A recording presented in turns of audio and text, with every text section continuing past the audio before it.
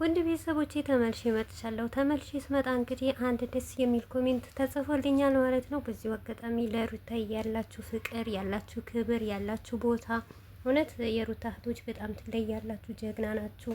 ማንነታችሁ በጣም ነው የምታሳዩት ማለት ነው። እንግዲህ ይህንን ቪዲዮ በነገራችን ላይ አይቼው ነበረ። ትንሽ ዛሬ ነብሯ ሚዲያውን ልቅ አድርገዋለች።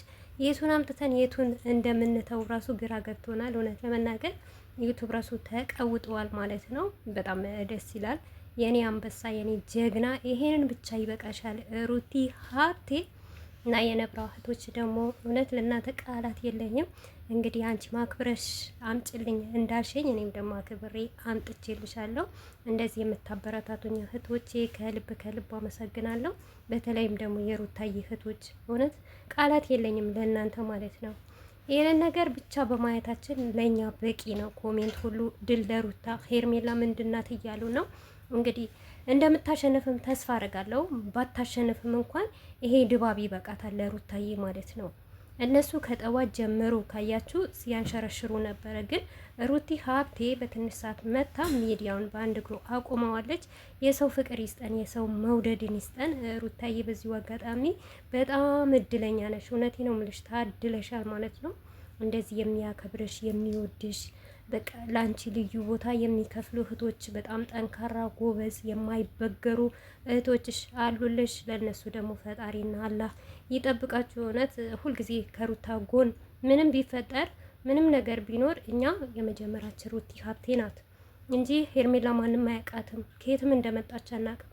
ምክንያቱም ሄርሜላ ምንም ትምህርት ያስተማረችንም የሰጠችንም ነገር የለም። ያስተማረችን ዝሙት፣ የሰውን ባል መቅባት፣ የልጅ አባት ሆኖ ደግሞ ልጁ ለብቻው እንዲያድግ ለብቻው እንዲኖር እና ነፍሰ ወዳጅ ራሷን የምትወድ ሴት ናት ማለት ነው። ራሷ ባትወድ ኖሮ አብርሽ እንኳን ቢያጠፋ ወደ ራስህ ተመለስ፣ ወደ ልጅህ፣ ወደ ትዳርህ ብላ የምትመልሰው ሴት ናት። ጀግና ብትሆን ማለት ነው። ግን እሷ የበላይ እያጫወታቸው ነው። በዚሁ አጋጣሚ መቃጠላችሁ ብቻ ይበቃል። ታያችሁ አቤላ የተለያየ በቃ እኔ እንጃ የወንድ አልጫ ሁሉ ተሰብስቦ ማለት ነው እድሉ ለሄርሜላ እያሉ ነው ማለት ነው። እናያለን ማለት ነው። ብታሸንፍ ራሱ ሩታ እውነቴ ነው የምላችሁ ይሄ መንጨርጨራችሁ ሳምንት ጀምራችሁ ጌም ስትሉ ማለት ነው። ሩቲ ሀብቴ ግን ዛሬ ብቻ በመጣችበት ሰው ሁሉ አንጫጫችሁ፣ ሰው ሁሉ አሸነፈችሁ ማለት ነው። ይሄ አይበቃም እንዴ? የሰው ፍቅር ይስጠን ማለት ነውና የሩታዬ እህቶች እንግዲህ ጠንክሩ፣ በርቱ።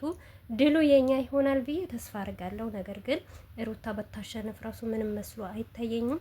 የሰው ፍቅር እንዳላትና የሰው መውደድ እንዳላት ደግሞ በማሳየቷ በቂዋ ነው ማለት ነው። ከበቂም በላይ በቂ ነው። ከምሬ ነው የምላችሁ እና እህቴ ደግሞ በዚሁ አጋጣሚ ከልብ አመሰግናለሁ። ሁላችሁንም ቃላት የለኝም። ባላችሁበት አላህ ይጠብቃችሁ። ሩታዬም ከሉልዬ ጋር ፈጣሪዋን ይጠብቃት። ከዚህ ካስመሳይ ባልዋ ደግሞ አላህ ይገላግላት። የእውነት ያድርገው። አሁንማ ማለት ነው እኔ ነገ የምሰራውን ቪዲዮ ወይኔ ብስምላ ታየኝ። ለማንኛውም ባይ ባይ፣ መልካም ምሽት።